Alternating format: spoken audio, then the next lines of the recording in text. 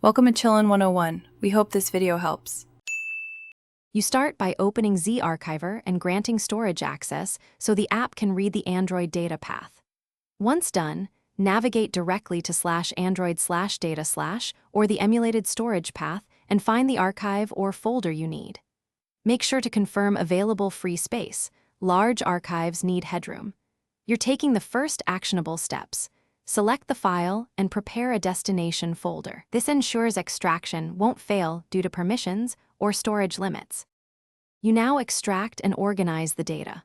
Long press the archive, choose Extract Here or Extract To, and pick a precise destination, internal storage, SD card, or the app's data folder. Once extraction starts, monitor progress and make sure processes finish. Interrupted writes corrupt data. If you're moving app data, prefer copy first to keep a backup, then move after validation. You do this because app folders often need exact paths and permissions to work correctly.